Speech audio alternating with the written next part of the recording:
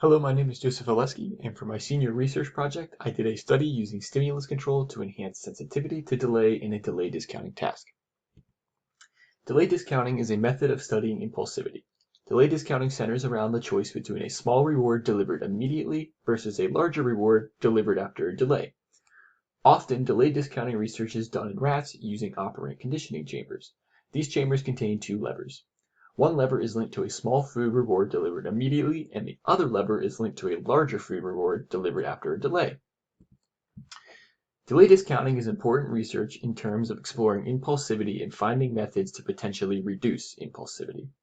Impulsivity is linked to addiction, and many addicts tend to make impulsive decisions related to their addiction, thus furthering their addiction. Reducing impulsivity would help benefit addicts in recovery and maybe even prevent addiction.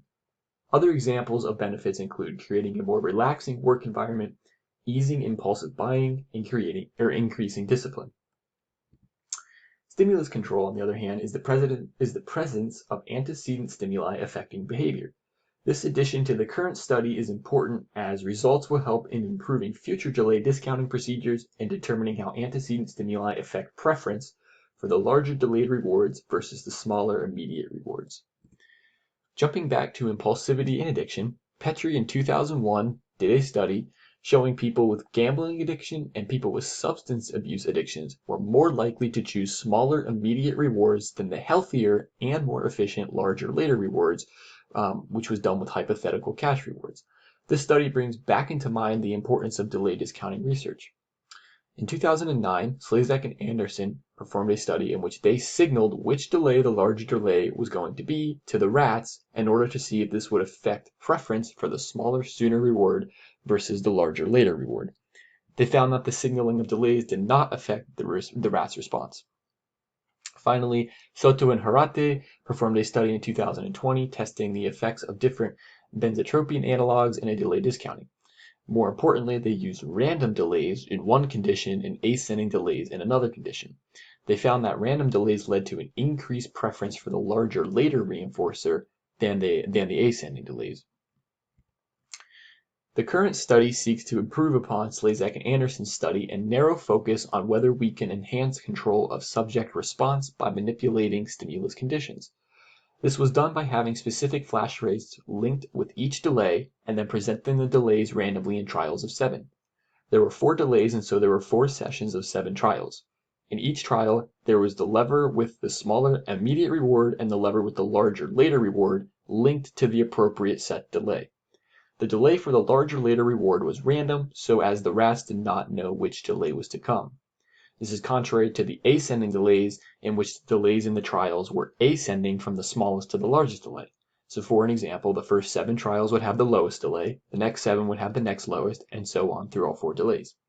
The hypothesis was that as the flash rates corresponded with the larger delays, the animals would track the delay based on the flash rates, thus showing conformity to a normal delay discounting curve such as the one found in Slezak and Anderson's study.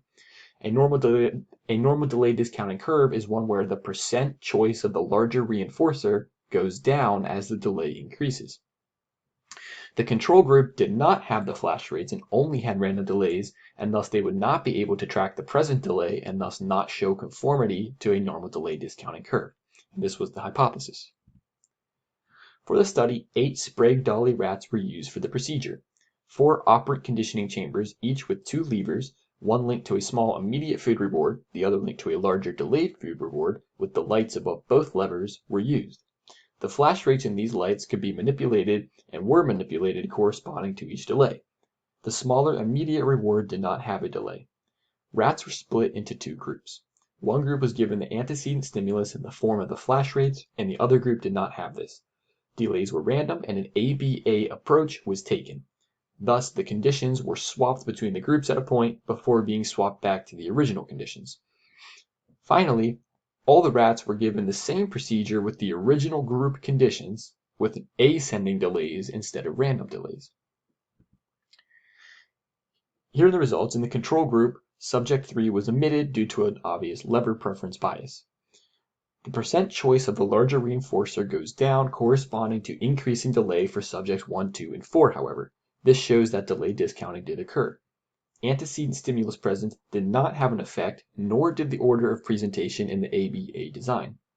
The ascending delays, however, resulted in lower percent choice of larger reinforcer for rats 1, 2, and 4 in the control group. Similar to the control group, the experimental group had subject 6 omitted. Delay discounting did occur in subjects 5, 7, and 8, similar to the control group curves. Antecedent stimulus did not have an effect on percent choice of larger reinforcer, nor did the order of presentation in the ABA design. Once again, ascending delays resulted in a lower percent choice of the larger reinforcer than the random delays. Looking in particular at the percent choice of the larger reinforcer for random versus ascending delays, it can be seen that all subjects had a higher percent choice of the larger reinforcer with random delays than the ascending delays. A quick recap of the results showed that delay discounting did occur in all conditions. The antecedent stimulus did not have an effect on the reinforcer choice for random or the ascending delays, and the percent choice for the larger reinforcer was higher for the random delays than the ascending delays. Analyzing these results, we can see that these results do in fact align with previous literature. Delay discounting was expected and achieved. Our hypothesis, however, was not supported as the antecedent stimulus, being the flash rates, did not have an effect on reinforcer choice in either of the delay conditions. This aligns with Slezak and Anderson's finding. This also implies that rats in particular did not seem to change their reward preference based on outside stimuli. When delays were random, however, choice for the larger delayed reinforcer went up, which was similar to what was found by Soto and Harate. A reason for this result could be that random delays brought about uncertainty in delay and thus less impulsivity. This is also mentioned by Soto and Harate. As far as limitations, the current study had a small number of trials in the conditions, thus potentially not exposing the rats to the contingencies appropriately. There were also a small number of sessions in each condition due to time restraints. This also could potentially have not allowed the subjects to fully adapt to the new contingency changes.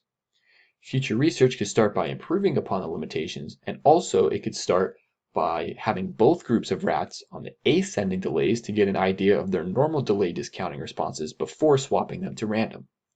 Future research could also look at the difference between random delays and descending delays. A special thanks to Dr. Slezak for guidance.